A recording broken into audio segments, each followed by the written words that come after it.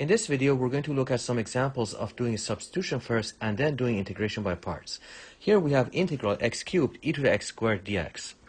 We're going to let t be equal to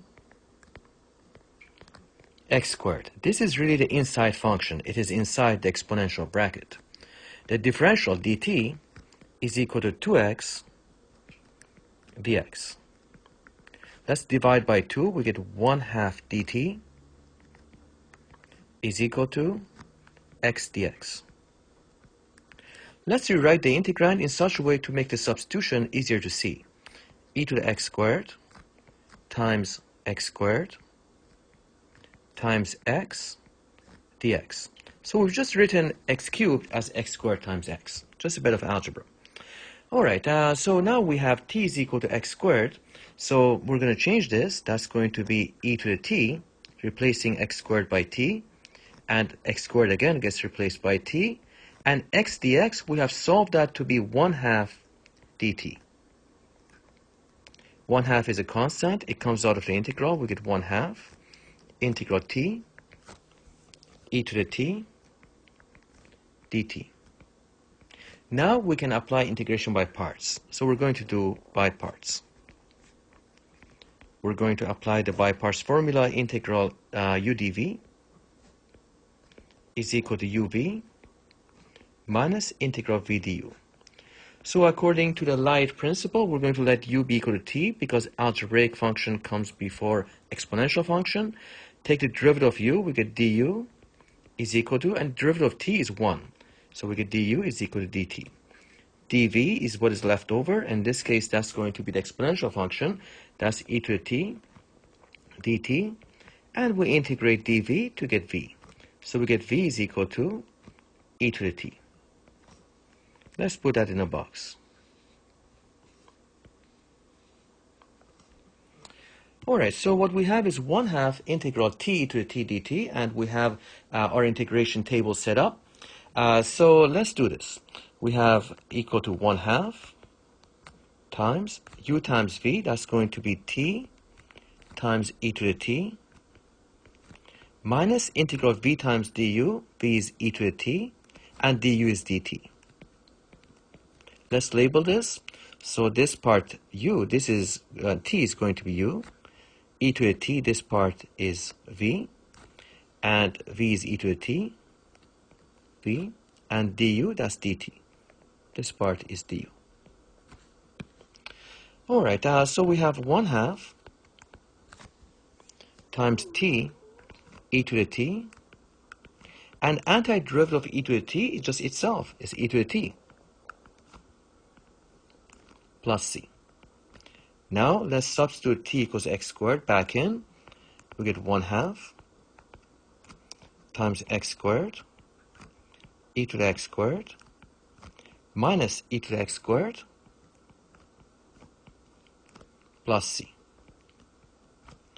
So what we have shown is that the integral x cubed e to the x squared dx, we apply the substitution method first and then integration by parts, and the result comes out to be 1/2 times x squared e to the x squared minus e to the x squared plus c.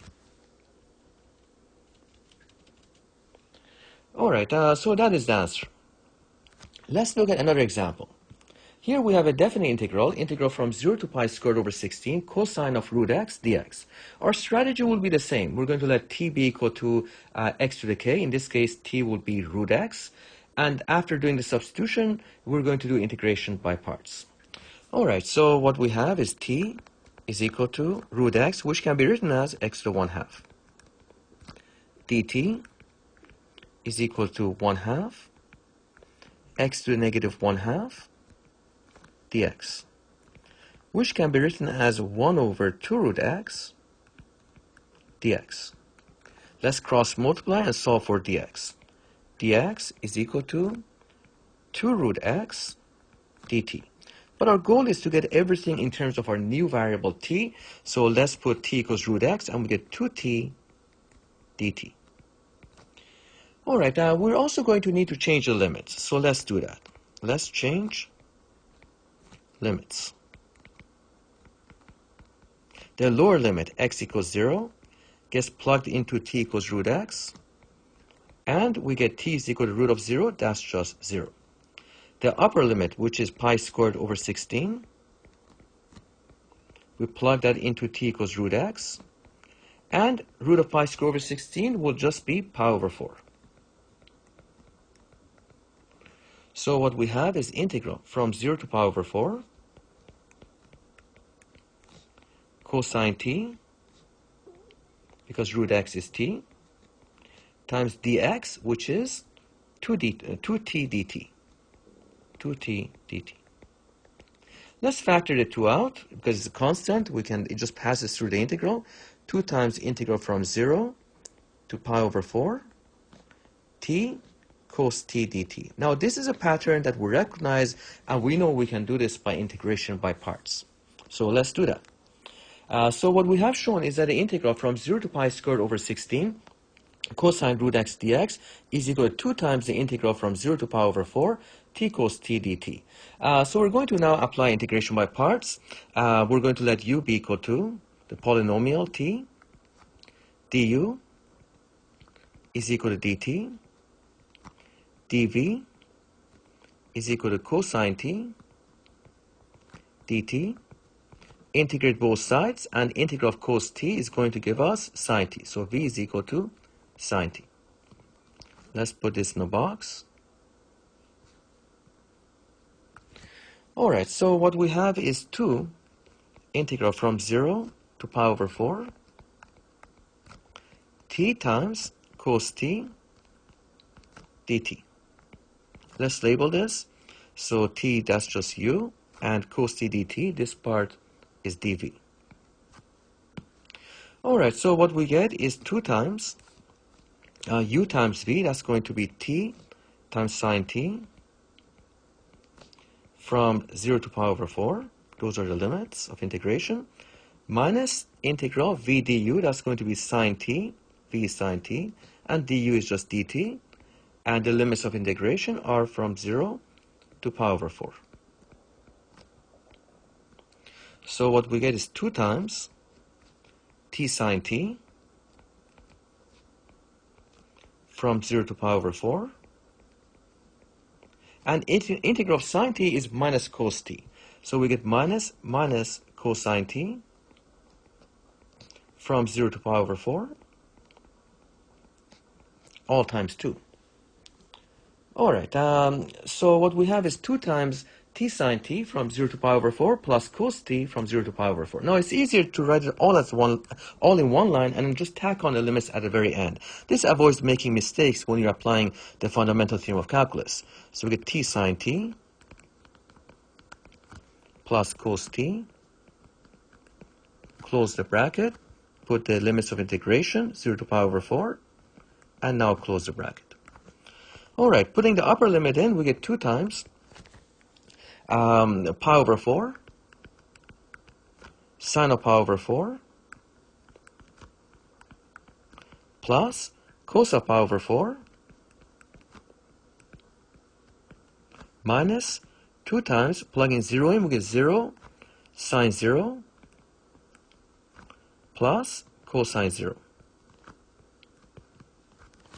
Now, sine of pi over 4, from the triangle, we can tell that it's going to be just 1 over root 2. Sine is opposite over hypotenuse. So sine of pi over 4, this is 1 over root 2. Cosine of pi over 4 is also the same in this case. So cos of pi over 4 is adjacent over hypotenuse. That will be 1 over root 2. And now you have to memorize that sine of 0 is 0. In this case, it doesn't matter because it's multiplied by 0, but in other cases, you need to know it. And cos of 0 is equal to 1. So what we get is 2 times pi over 4 times 1 over root 2 plus 1 over root 2 minus 2 times 0 plus 1. Let's simplify this a little bit. We get 2 times pi over 4 root 2 plus 1 over root 2 minus 2, and multiplying the 2, so we get pi over 2 root 2 pi over 2 root 2. Now 2 over root 2 is just root 2. That's just algebra. Minus 2. So 2 over root 2, let's do that on the side. That's root 2 times root 2 divided by root 2. There it is. That is the answer. And that's what we have here. So we've shown the antiderivative of cosine root x dx with a limit 0 to pi square over 16 is going to be this answer. I put some notes here. You need to know these things, like sin of 0 is 0, cos of 0 is 1, sin of pi over 2 is 1, cos of pi over 2 is 0. You also need to know the special triangle. In this case, we only use the 45, 45, 90 triangle, but in other cases, you'll need to know the 30, 60, 90 triangle as well. All right, thanks.